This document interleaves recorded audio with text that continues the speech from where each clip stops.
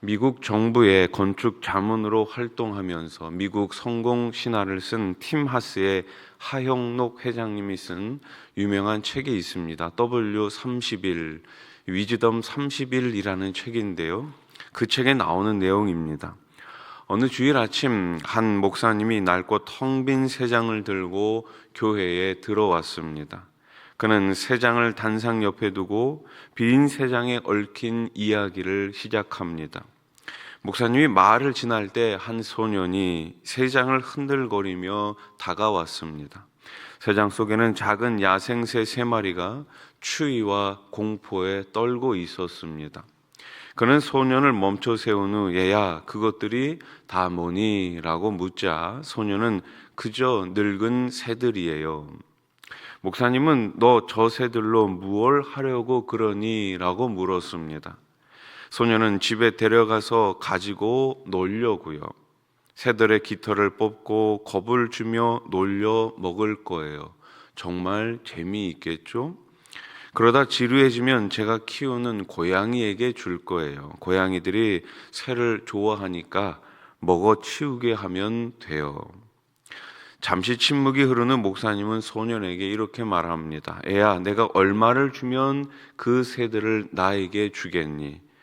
목사님, 왜 이 새들을 사려고 하세요? 그냥 늙은 새들일 뿐이에요.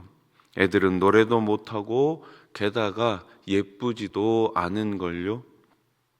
하지만 목사님은 다시 물었습니다. 얼마를 주면 되겠니? 그러자 이 아이가 10달러요.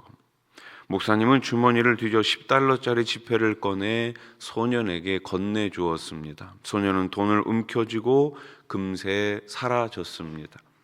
혼자 남은 목사님은 조용히 새 장문을 열어 두려움에 떨고 있는 새들을 허공으로 자유롭게 날려보냈습니다. 여러분, 우리가 바로 이 새들과 같은 존재가 아닐까요?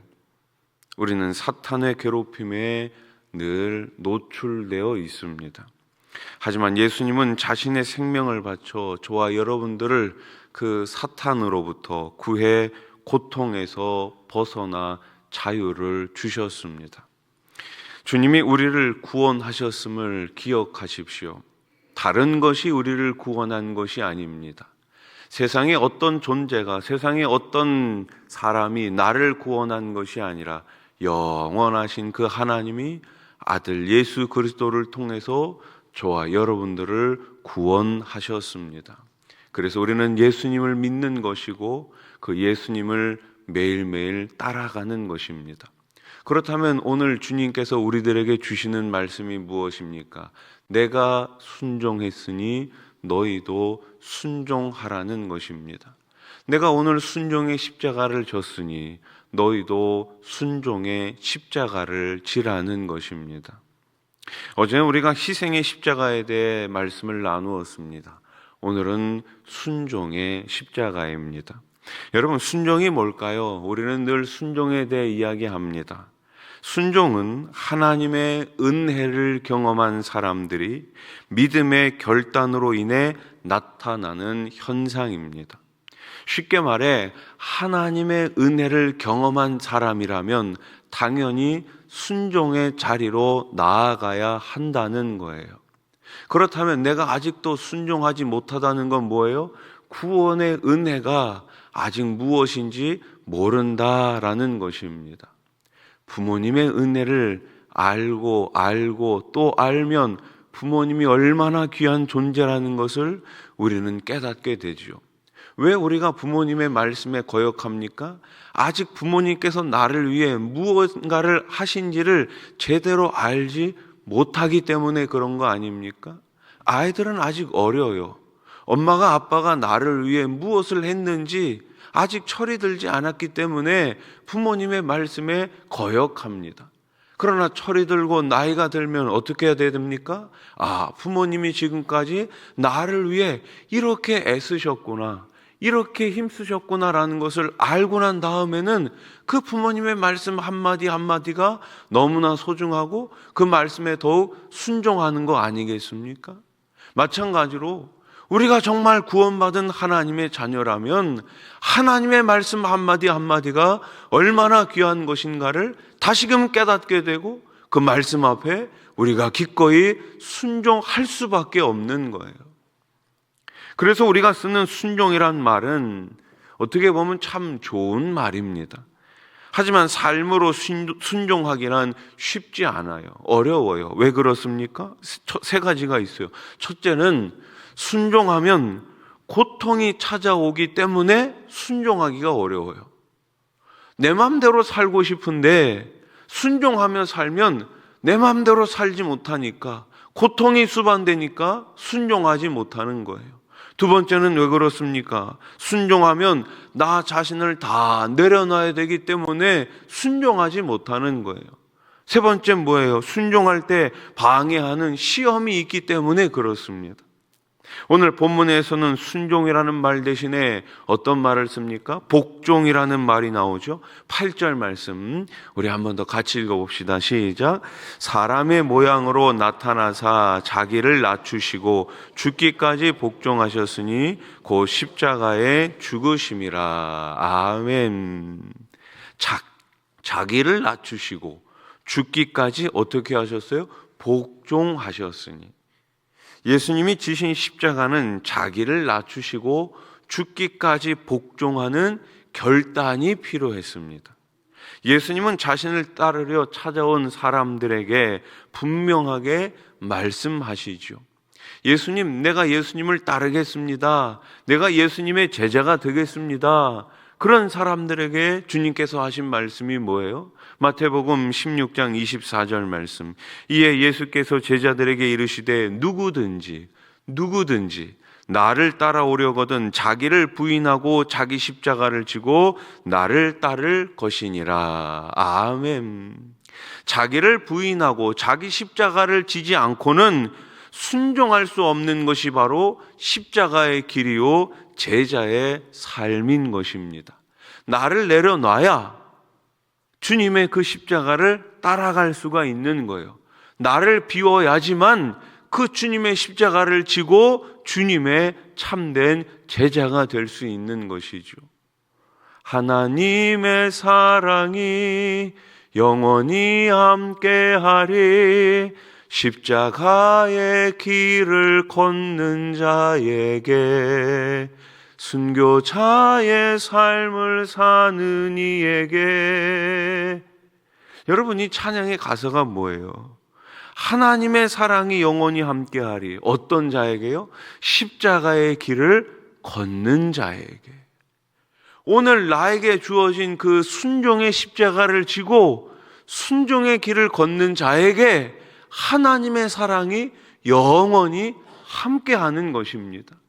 다른 말로 하면 오늘 나에게 주어진 십자가, 그 순종의 십자가를 거부한다면 하나님의 사랑을 알 수도 없고 깨달을 수도 없고 체험할 수도 없는 거예요. 여러분, 왜 하나님의 사랑을 우리가 기억하지 못하고 왜 하나님의 사랑을 오늘 우리가 체험하지 못합니까? 순종의 십자가를 지지 않고 내 맘대로의 십자가를 지며 살고 있기 때문입니다. 오늘 고난주간을 맞이한 저와 여러분들이, 우리 수하나산교회가 그 순종의 십자가를 더욱더 붙들고 주님의 사랑을 깊이 깊이 경험할 수 있기를 우리 주님의 이름으로 축원합니다. 십자가를 지고 자기를 부인한다는 것이 어떤 의미일까요? 지금까지는 나를 중심으로 이 세상을 바라봤다면 이제부터는 하나님을 중심으로 세상을 바라보는 것입니다. 하나님은 나에게 지금 무엇을 원하시는지 생각합니다. 그렇게 세상을 보니 순종하지 않고는 살 수가 없어요. 그것이 바로 자기를 부인하고 자기 십자가를 지고 사는 것입니다. 예수님을 따르겠다는 많은 사람이 있었죠. 크게 세 부류로 나뉠 수가 있어요. 첫째로 군중들입니다. 그들은 좋은 것들을 보고 따라온 사람들이에요. 예수님이 행하시는 기적이 좋았고 말씀이 좋았습니다. 둘째는 서기관 같은 자들이에요. 예수님이 좋았을 뿐 아니라 더욱 깊은 관심을 가지고 예수님을 찾아온 자들이지요. 예를 들면 구원에 관심을 가졌던 부자 청년이라든지 한밤중에 예수님을 찾아왔던 니고데모 같은 사람입니다. 마지막 셋째는 누구입니까? 제자입니다. 좋은 것을 쫓아갔을 뿐만 아니라 더욱 깊은 것에 관심을 가지고 그 말씀에 순종하기로 작정한 사람들이죠. 결국 예수님은 수많은 군중과 관심을 보였던 사람들이 아니라 끝까지 예수님을 따르겠다고 결심한 제자들을 통해 하나님 나라를 이루어 가십니다. 분명한 사실은 순종하지 않으면 우리 하나님께서 사용하실 수 없습니다. 하나님은 아무리 연약해도 순종하는 성도, 순종하는 교회를 사용하시는 줄로 믿으시기 바랍니다. 그렇다면 우리 교회가 더욱더 그 순종의 십자가를 붙들고 순종의 자리에서 우리 주님께 귀하게 쓰임받을 수 있기를 소망합니다. 여러분, 순종의 특징을 한마디로 말하면 뭘까요? 자기 자신을 비우는 거예요. 내려놓는 거죠. 오늘 7절 말씀을 다시 한번 읽어봅시다. 시작. 오히려 자기를 비워 종의 형체를 가지사 사람들과 같이 되셨고. 아멘. 자신을 아무것도 아니라고 생각하는 것이 바로 비움이고 순종입니다. 우리가 순종에 대해 말할 때 이런 이야기를 자주 하죠. 99% 순종은 진짜 순종이 아니다. 99% 순종은 순종이 아니라 불순종이라는 거예요. 그러면 어떻게 100% 순종할 수 있을까요? 자기 자신을 비울 때 가능한 것입니다. 나 자신을 철저히 비워야 온전한 순종을 할 수가 있는 거예요. 만약 비우지 못한다면 우리는 순종의 십자가를 질 수가 없습니다. 그러면 예수님께서 죽기까지 복종하기 위해 품으셨던 순종의 마음은 구체적으로 어떤 것일까요? 첫째로 하나님과 동등됨을 취할 것으로 여기지 않으셨습니다. 자신의 명예를 내려놓고 순종하겠다는 거예요. 둘째는 자기를 비워 종의 형체를 가지신 것입니다. 충분히 누릴 수 있는 안락함을 포기했다는 마음입니다. 셋째는 사람의 모양으로 나타나서 자기를 낮추신 것입니다. 사람이기에 겪어야 했던 육신의 고통을 피하지 않고 기꺼이 감수하겠다는 마음이죠. 마태복음 4장에 보면 예수님께서 사역을 시작하시기 전에 40일 동안 금식을 하시는 장면이 나와요. 40일의 금식이 끝났습니다. 이제 돌을 들어서 떡으로 만들어 먹으라는 그 사탄의 유혹이 뭐가 잘못됐습니까? 40일을 굶었어요. 40일을 금식했어요. 그러면 이제는 좀 먹어도 되는 것 아닙니까? 예수님에게는 충분한 능력이 있었고 또한 이런 보상을 받을 만한 충분한 이유가 있었습니다. 그런데 성경은 이것을 무엇이라고 이야기합니까? 유혹이라고 이야기합니다. 마귀의 시험이라고 이야기합니다. 사탄의 유혹에, 사탄의 그 시험에 예수님은 뭐라고 말씀하십니까? 마태복음 4장 4절 말씀. 예수께서 대답하여 이르시되 기록되었으되 사람이 떡으로만 살 것이 아니요 하나님의 입으로부터 나오는 모든 말씀으로 살 것이라 하였느니라. 아멘. 예수님은 사람이 떡으로만 사는 것이 아니라는 말씀을 통해 나는 하나님의 영광을 취하려고 하는 것이 아니라 사람으로 고통을 받으러 왔다라고 말씀하십니다. 오늘도 사탄은 우리를 유혹합니다. 어떻게 유혹합니까? 끊임없이 순종하며 십자가를 지고 살아가는 우리들을 향해 계속해서 유혹하고 속삭이죠. 너 하나님의 자녀라며 너에게 능력이 있다며 그런데 왜 그 모양이야? 그런데 왜 그렇게 사니? 네가 정말 하나님의 자녀니?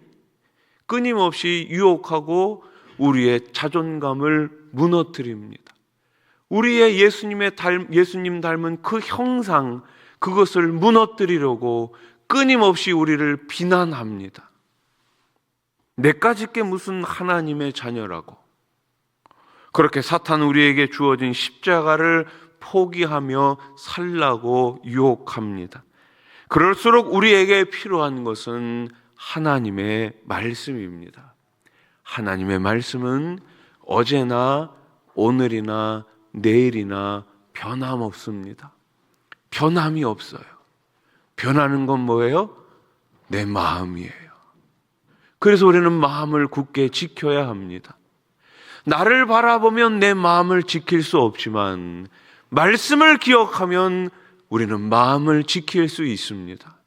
나는 비록 연약하고 나는 비록 오늘 넘어지지만 말씀을 붙들면 다시 일어설 수 있습니다. 왜 우리가 넘어지고 좌절하고 실망하고 낙심합니까? 그 넘어진 자리에서 말씀을 붙들지 않고 사탄의 유혹에 넘어가기 때문에 그런 것입니다. 누군가가 우리에게 이렇게 물을 수 있어요. 당신은 하나님 앞에서 깨끗하게 정직하게 사십니까? 정말 진실하게 사십니까? 우리가 이 물음에 당당하게 예라고 답하지 못할 수 있습니다. 그러나 적어도 우리는 이렇게 말해야 합니다. 뭐라고 말해야 합니까? 예, 그렇게 살려고 노력하고 있습니다. 비록 나는 오늘 또 넘어지고 또 실망하고 또 좌절하고 그렇게 정직하게 살지 못하지만 그렇게 살려고 힘쓰고 있습니다. 그렇게 살려고 오늘도 발버둥 치며 살고 있습니다. 그래서 예수님의 그 십자가가 더 필요합니다. 그렇게 살려고 오늘도 말씀을 펼치고 그렇게 살려고 오늘도 그 말씀을 묵상하고 그렇게 살려고 오늘도 기도의 자리에서 몸부림칩니다. 이것이 오늘 주님께서 저와 여러분들에게 바라시는 것이 아니겠습니까? 완전한 사람이 어디에 있습니까? 완벽한 사람이 어디에 있습니까? 우리는 계속해서 저 천성을 향하여 나아가는 순례자일 뿐입니다. 우리는 영화의 단계에 이를 수 없어요. 우리는 어제보다 오늘, 오늘보다 내일 더 주님 가까이 나아가면서 나의 연약함을 내려놓고 그래도 순종하면서 살겠습니다. 이 믿음의 결단이 매일매일 이어질 수 있기를 우리 주님의 이름으로 간절히 축원합니다.